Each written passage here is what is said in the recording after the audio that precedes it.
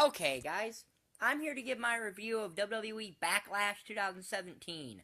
It took place 2 weeks ago on May the 21st, 2017, from the Allstate Arena in Chicago, Illinois. I know I'm a couple weeks late on this, but Injustice 2 had just come out, and I've really been playing that a lot, so yeah. I will give a review of that sometime maybe this week, and probably a review of the Wonder Woman movie, which I'm going to go see tomorrow. So I'm going to try to have 3 videos this week. That's including the Payback review, if I think it's worth reviewing. Or the Extreme Rules review, if I think it's worth reviewing, excuse me. But anyway, the kickoff match, which doesn't factor into the pay-per-view score, was Ty Dillinger versus Aiden English. Ty Dillinger won of his new tiebreaker. No more to that. You know. The actual main show kicks off with Shinsuke Nakamura versus Dolph Ziggler. Some people probably argued it should not have opened the show, but I kind of think it did. Because being that this was in Chicago, I think you needed to open with a match that the Chicago crowd will not, sit there and do other things with, and this was a perfect match to do it. I thought the match was good. It's not on a level with some of Nakamura's NXT matches, but, well, let's face facts, going to the main roster isn't good for virtually anybody from NXT. But this was a good match. It's, to my opinion, it's the match of the night, and really one of 2 really solid matches, and it beat out the other one just because it has a decisive finish. But I'll get into that later. Yeah, this was a very good match, innovative stuff. Nakamura eventually wins with the Kinshasa, and wins his debut, which he should have. Now, am I a fan of the fact he's wrestling every week on SmackDown? I don't think he needs to do that. I don't think he needs to wrestle constantly on SmackDown. That I don't think he needs to do. But I guess these 3 SmackDowns after, to build the Money in the Bank, you might as well have him do it. But generally, I would save him for big SmackDowns or things like that. Or go home shows for pay-per-views in terms of wrestling. Kind of like what NXT did, but yeah, good match, 4 stars. A very solid match. So then, we have the SmackDown Tag Team Championship match. The Usos versus Breezango in a match that, to me, is much better than had any right to be because it was a very entertaining match.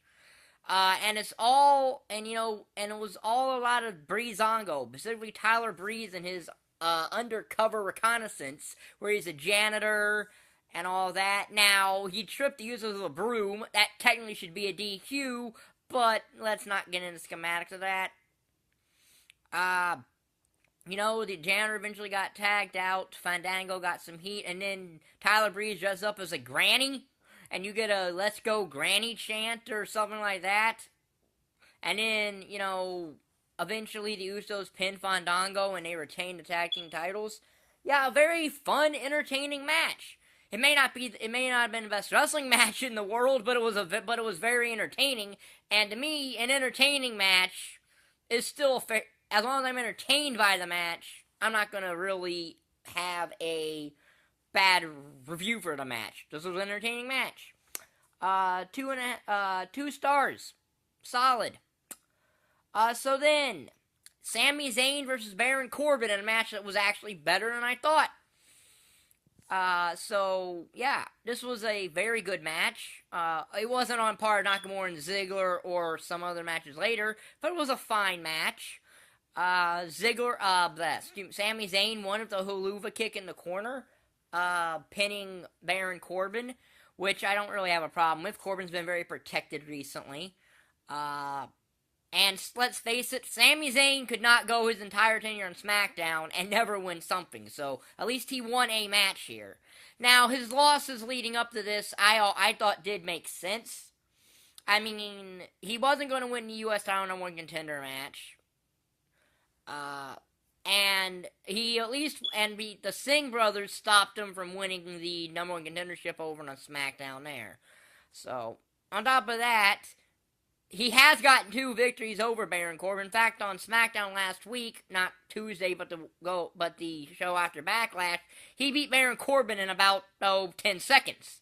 So, solid match here. 2.5 stars. Zayn and Corbin. Good match. Very enjoyable. So then we get the 6-women's tag match, as it's Naomi, Becky Lynch, and Charlotte Flair versus the Welcoming Committee. And what a dumb name that is. Another solid women's match. Not as good as some of the women's matches that SmackDown pay-per-views have had, especially when you're basically having all their roster here, and James Ellsworth at ringside, who I find it funny that he's been relegated to the women's division, despite not being a woman. But, yeah, solid match here. Natalya makes Becky Lynch tap out with the sharpshooter, and the Welcoming Committee win. 2 stars. I personally hope Natalya wins the Women's Money in the Bank match. I'll get into my thoughts about that when it gets closer to Money in the Bank, when I give my predictions of that. I know I haven't been doing them lately, but prediction vids are not something I make a habit of doing. If I want to predict a show, I will predict it. If I don't, I don't. You know. And I really, honestly, the Men's Money in the Bank match, I didn't go so many ways. That's a very hard match to predict. So, but, yeah, 2 stars for the Women's 6-man tag.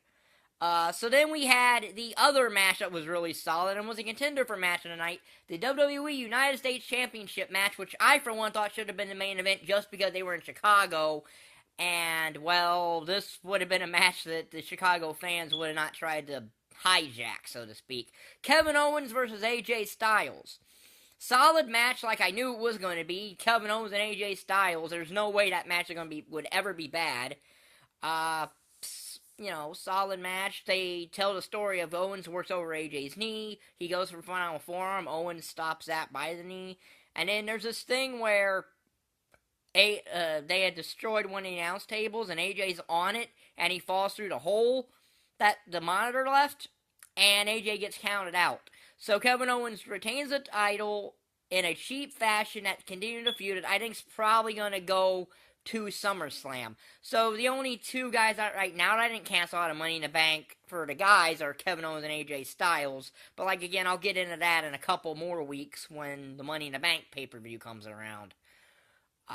But yeah, solid match here. 3.5 stars. The countout did not bother me like it did some people, just because, to me, I think that's the best chance they had. That way, neither man looks weak, and Kevin Owens can win in a way that logically continues the feud, that I think was always going to go past this pay-per-view anyway. So then we get the one hiccup, or dud, or one hiccup on this otherwise really solid show. Luke Harper versus Erick Rowan. I wasn't really expecting much of this just because I've never really thought Erick Rowan's all that great by himself, but the WWE has finally seemed to finally do something with the guy. But it really wasn't that great of a match. Harper wins with his distance clothesline. So then we got the main event, as it's the WWE Championship match. Randy Orton versus the modern-day Majarajha, Jinder Mahal. This match starts outside the ring. The bell doesn't ring. It gets in the ring, eventually rings. And we have an okay match in the ring. I mean, it's nothing special, but it wasn't a horrible match. Now, granted, the crowd did not care about this match, but then again, Randy Orton as a face, I don't think any crowd is going to care for, because Randy Orton is just very boring when he's a face. Heel Randy Orton is different.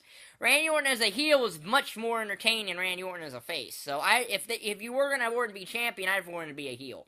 But finish, the Singh brothers distract Randy Orton after he beats him up and almost breaks one's neck by dropping him on a table, which, and he knew he almost did it, and he did it, but, and then Jinder comes in, hits the Colossus, gets the 1, 2, 3, and shocks the wrestling world by winning the WWE Championship after years of being irrelevant in the WWE. Now, granted, this is because of a thing that's going on in India, because the WWE is trying to expand into India, so that's why Jinder became the WWE Champion.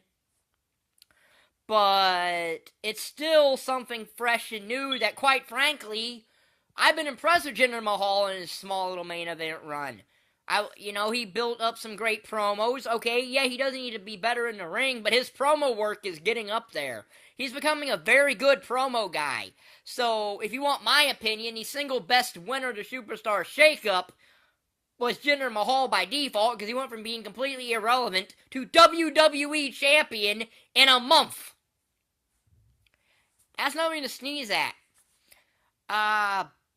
Do I think he's going to make it out of Money in the Bank as the WWE Champion? I don't know. I don't think it'll be Randy Orton. But who really knows? I'm inclined to think Jinder Mahal will. But again, if I decide to do Money in the Bank predictions, that's when I'll give you those Money in the Bank predictions. So like I said, there will be no video tomorrow because I'm really busy tomorrow. I'm going to go see the Wonder Woman movie, and then we got Extreme Rules. So I'm not really going to have time to do a video tomorrow. But sometime next week, I'll try to get all 3 of those videos up that I want to do. The Injustice 2 review, the Wonder Woman movie review, and if I feel it's worth reviewing, Extreme Rules. Because that's how I judge these V-level shows, if I think they're worth reviewing. Needless to say, Randy Orton, Jinder Mahal, 2.5 stars. So the total stars of this show is 20 out of 35, which is a really high score. That is almost a B+. It's a very high B. It's a very high B. If it would have gotten maybe 2 or 3 more stars, could have been a B+. In fact, if Luke Harper, Erick Rowan wasn't here, this show probably would have been a borderline A in my book. So, yeah, very good pay-per-view. I will be doing some more retro reviews soon. I just don't know when, but a WWE one will be next. And for retro reviews, there will be at least 2 ECW reviews, that being Barry Legal 97, and I believe it is Guilty as Charged 2001, because those are the first and last pay-per-view of ECW's existence. So they're historic. So I'll do those, and possibly December to December 2006, which counts as an ECW review. The next retro review I do might actually end up being Backlash 2006, a show I've been wanting to review for quite a while, because I was at that event, so, yeah. So it might be that, I don't really know. But, if you like this video, that's my review of Backlash 2017. Was it as good as last year's Backlash? Not really. But it came very close. But last year's Backlash didn't really have anything disappointed. Luke Harper, Erick Rowan, if you throw that out, you got a borderline A show here. So, yeah. If you like this video, like button down there, subscribe button down there, and thank you for watching. Bye.